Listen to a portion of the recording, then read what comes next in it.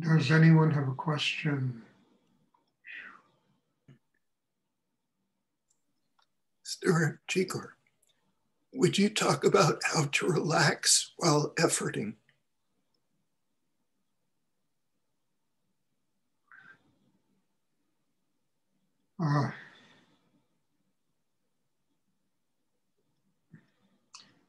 You know, the best way,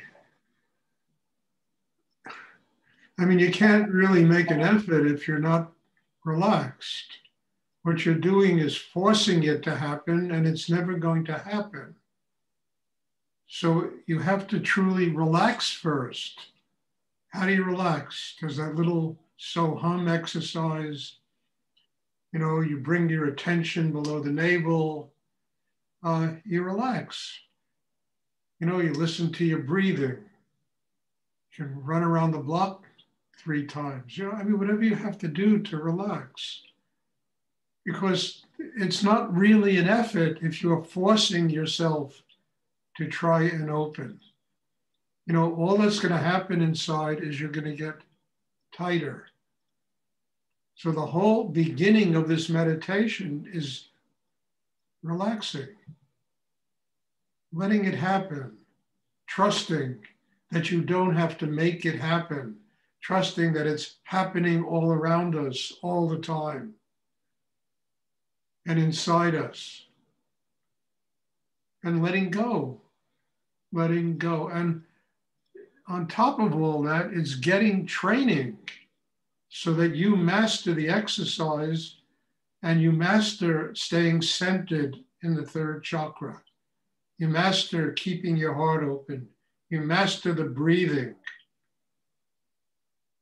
I mean, this is all part of it. This is all part of developing a system inside that is strong enough to be able to receive the energy of God, spirit, whatever you want to call it, higher energy.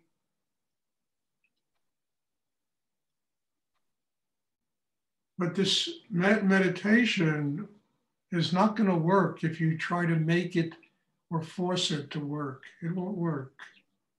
You're going to get tighter inside. If the chakras are not open and you breathe heavy into the heart, it's just going to get tighter. If the chakra below the navel is not open and you breathe heavily in there, it's just going to get tighter. So how do you do it? You relax yourself by listening to your breathing. You bring your attention below the navel. That will open that chakra. You feel gratitude. Understand? And then when you breathe into these areas, they really will expand and open.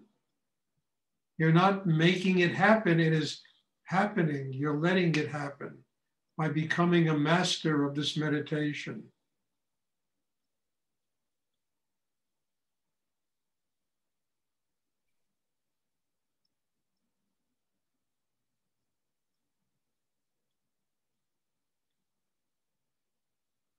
Does anyone else have a question you would like to ask?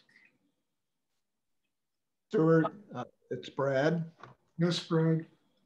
From time to time in this class, and also when I'm working with your picture at home, someone else's face becomes superimposed over yours. I don't recognize who it is. Sometimes it's a different person of a different race. What's to do? Nothing.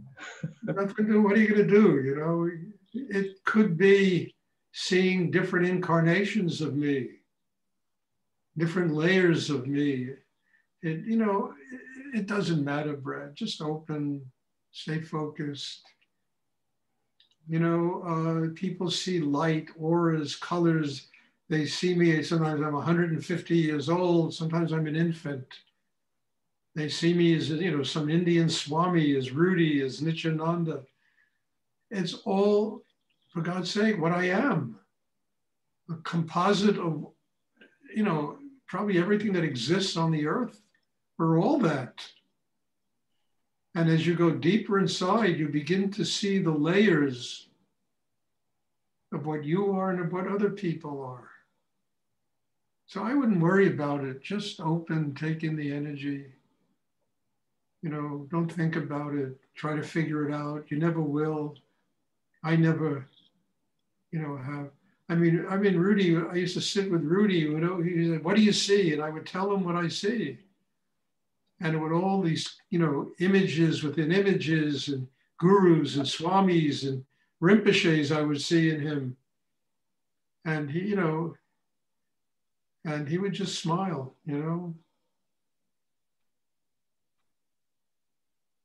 Thank you. You're welcome. And I would smile too, because it was a wonderful show. I mean it. I don't mean entertainment, but it was a wonderful thing to experience. The multi-levels, please try and sit still. The multi-levels of what other human beings are and what we are. There's so many different levels inside all of us. And ultimately, even in one of my books, he's talking about this professor, this young kid, he's in Hunter College, and he's talking about his professor who says that if you kill one person, you literally kill the entire world. Because that's what exists inside every human being, And I think there's truth in that.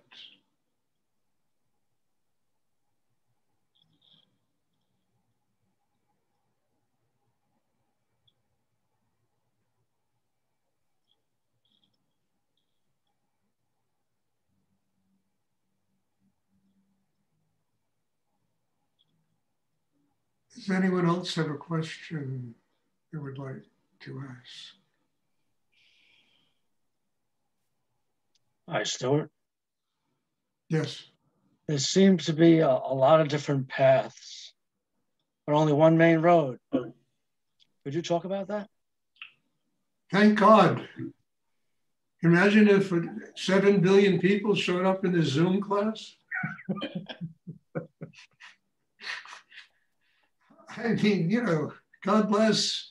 I am so grateful that there are thousands of different paths to God, because I simply couldn't deal with, everyone, and everyone's unique and everyone should have their path. I mean, it's not, I'm just grateful I can do this. And there are people that come and are getting such huge benefits from this, but it's not for everybody. There are many paths, there are many religions. The danger is when people get righteous about what they do. My path is the only path. If you don't believe in Christ, you're going to spend eternity in hell, this kind of thing. If you don't, you got to be Jewish. I used to hear this all my life from people, these kind of things, and it always never sat well with me. I said, no, there's so many people. There have to be many paths, But I think the danger is when people find a path, it is the only path. And I think people really, they trap themselves in a prison. They don't open to what the world has to teach them from so many different religions, so many different, insights into the depth of humanity, the depth of God, the depth of spirit. And just thank God there are so many paths. I mean, there's so many, look, you take Rudy's work. I don't know, there are 20, 30 people that teach this. I bet every single one of them is a completely different experience. It's not going to be the same.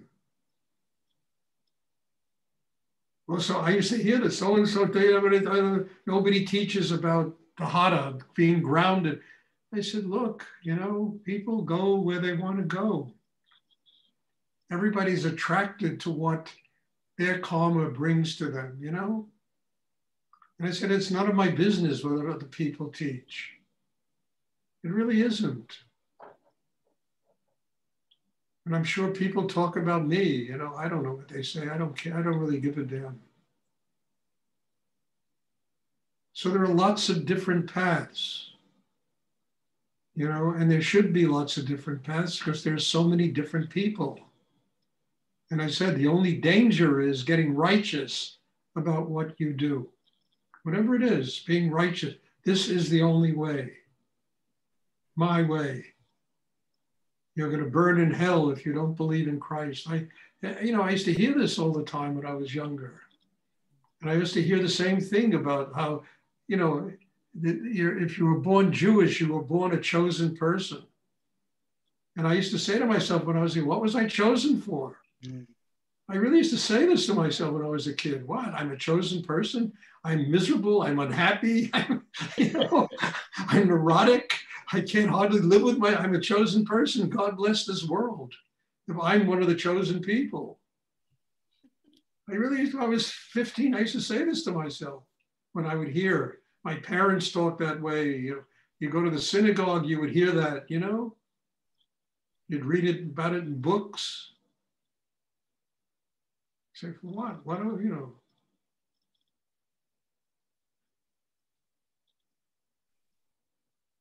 That's the danger. Not that there are so many paths. That people that follow paths are not open to learn from other paths, you know? That's the danger. Righteousness is the biggest danger. Being right. You know the way. I don't know the way. I do this. Works. So I do it. If it didn't work, I wouldn't do it, you know?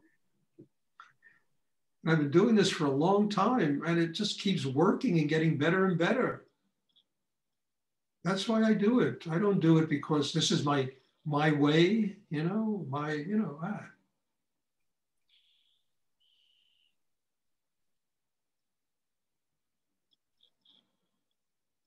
We're all on a unique journey. I'm on my own journey. It's unique in its own way.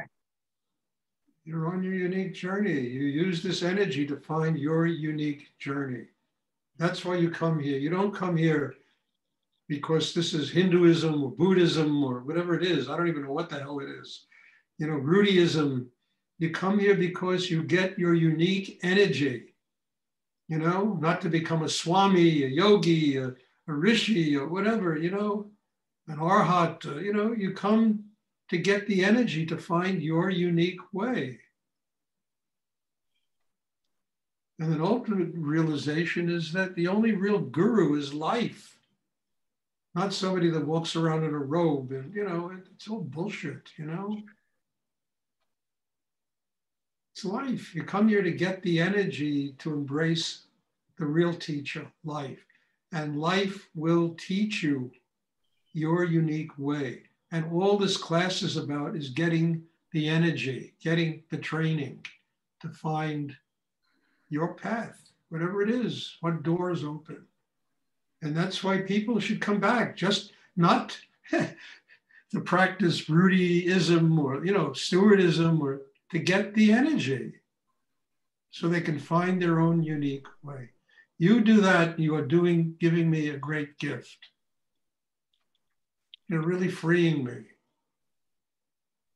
And I truly want my freedom, and that's why I do what I do.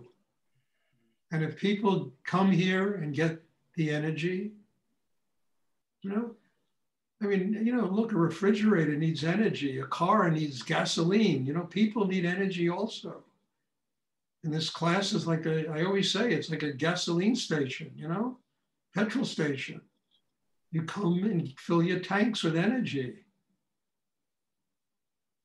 so that you can find your unique path in God. This is not religion, what we do here. Thank God for that.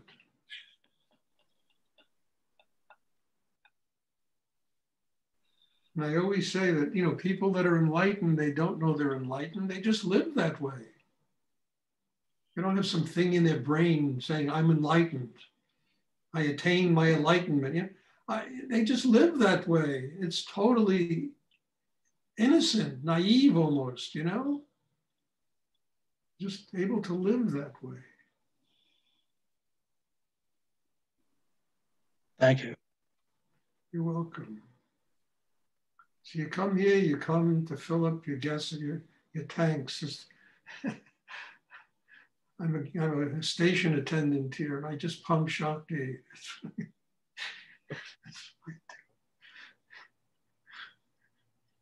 Does anyone else have a question they would like to ask? Stuart, Yes. after your Monday class, I decided to reread Leah, your book Leah, and I found it very moving. And I wanted to ask if you had any further thing to say about the healing work, because it seems like such an important. Well, that was the essence of the book. Yeah. It's all about this energy I keep talking about and how it heals. It heals each and every one of us. I mean, there was a young girl, she was 13 years old. The doctors told her she had 3 weeks to live. It's a true story, and 6 months later, they did an operation on her. I mean, the doctor came dancing out of the operating room. We got the whole thing. We've never seen anything like this. We got the whole tumor. It was extraordinary. And it all came from this Shakti, the energy that transformed the tumor, began to form a sac around itself. It was drying up inside her. It was like months and months of, I think, some of the most impossible work I ever did in my life, working with that young girl. It was staggering how difficult that was. I mean, I was living in Denton, and every day I would fly from Denton to Houston. Every day for like 3 weeks in a row, and then fly back again to spend an hour and a half doing healing work with that child.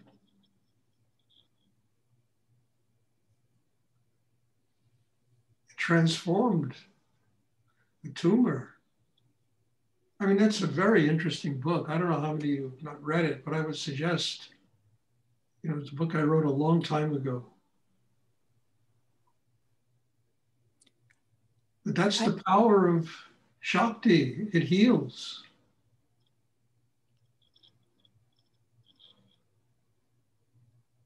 Richard Gere really liked it a lot and said it should be out there for everyone to read. Well, he got me the publisher, Richard.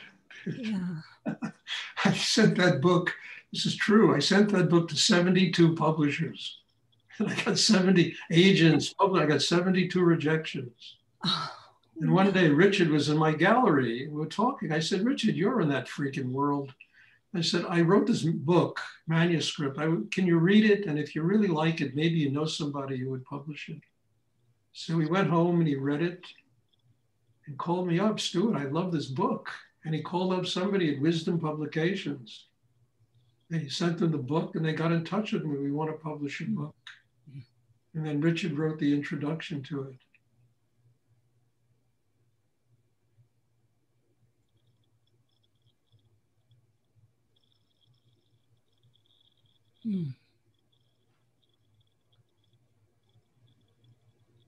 That's why I independently publish books now, because I got so tired of dealing with that publishing world. It's a nightmare. So I just publish the books. People read them like you read it, and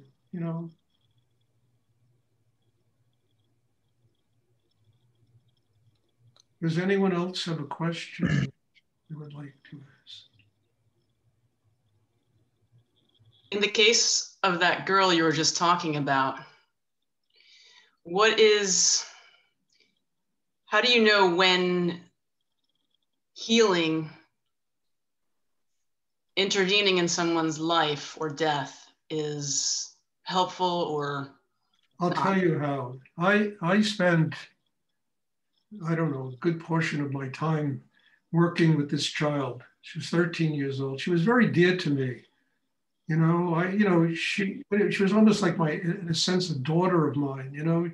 Our mother used to study with me, and I used to take her on trips with me. We would go to ashrams around Texas, and I would take her on trips with me.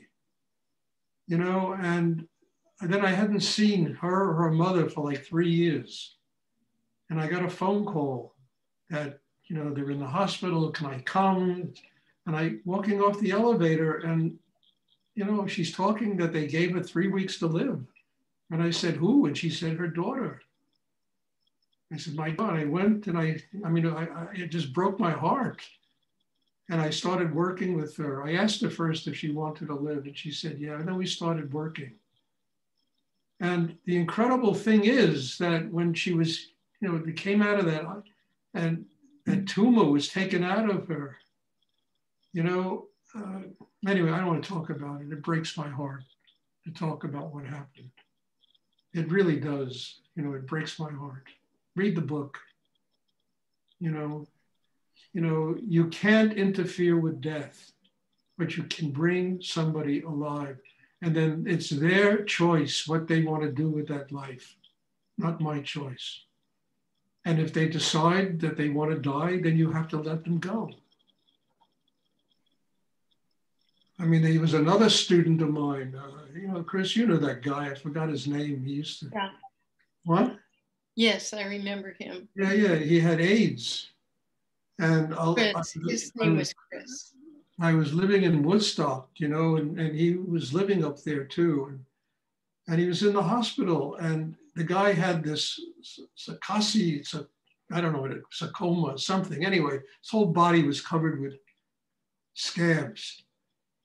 And, you know, and I was sitting with him and in the hospital, and I said to him, I said, look, I said, why are you holding on? I said, why are you fighting an impossible battle?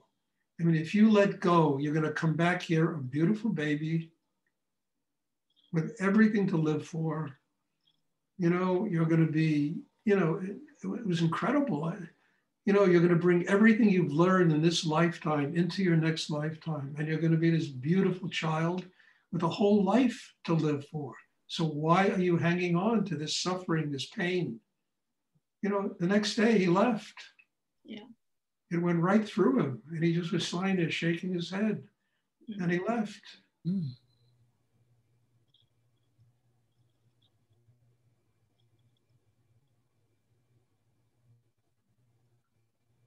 So the whole thing is you give life, but then people have to choose what they want to do with that life. And if people choose a path that leads to the grave, then you can't interfere. You have to let them die. Interfering is interfering with God's work in the world.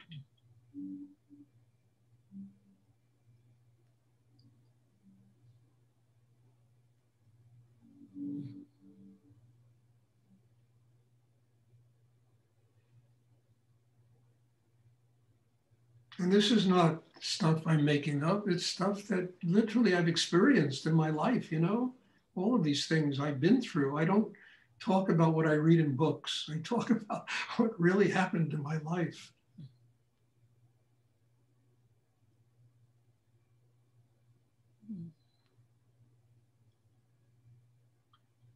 Does anyone else have a question they would like to ask?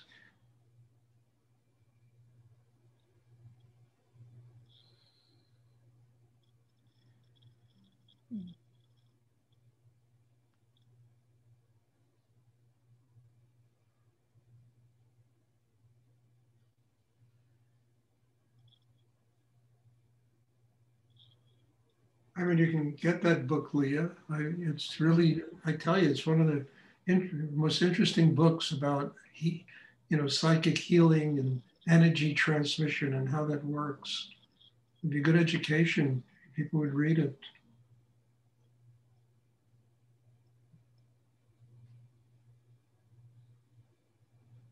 Does anyone else have a question they would like to ask? Stuart, it's Paula. Yes. Can you talk about the spine, that we bring our energy also to the tip of the spine? And I feel like it's like a Jacob's ladder to heaven. I just wondered if you could. That's exactly what it is, Paula, a Jacob's ladder to heaven. The spine is the only area in a human being where energy rises. It's the Kundalini force. And the Kundalini energy is the pathway to enlightenment. It goes into the crown chakra, and then it will, kind of stay there and germinate. And then the crown chakra opens. It's called the 1,000-petal lotus, the Sahasrara. And the soul of a human being connects with the soul of the universe. That marriage is really a state of enlightenment that takes place. And what comes back is knowledge, wisdom, love, joy, a spiritual life. But without, the spine, the energy, that's where the energy rises. It's where the energy, we're connected to God through the energy rising in the spine, the Kundalini force. That's why it's important to sit straight. It's important to,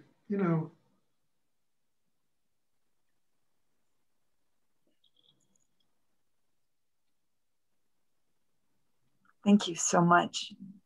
You're welcome. Great questions, folks. Great questions. Does anyone else have a question they would like to ask?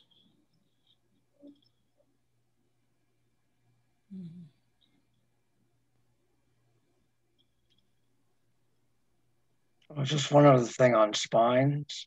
If someone has a damaged spine, its energy will still go, right? Yeah, the energy will still go. Look, Bob can tell you, we had a girl who lived in Texas named Valinda, who was in an accident and she was quadriplegic, and I mean, it was amazing how she used to have meditations. Amazing. And she was quadriplegic. I went to visit her and her mother, took one look at them, and I said, if you want to come live in my house, you're welcome to come live in my house. And this kid was just something, So, yes, it goes up the spine also. It's like a channel,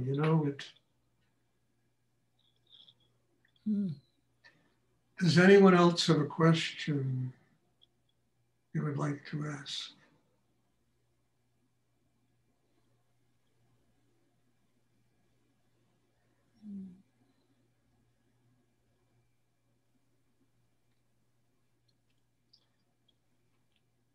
Okay, if there are no more questions, there'll be a class Sunday. Monday, I have to not have class because I have to go have this treatment. But there will be a class on Sunday and next Wednesday. And God bless you all. Thank you for these incredible questions. And I hope I see everybody on Sunday. Bless you. Thank Thanks you so for much, the beautiful Stuart. class. Thank you so much.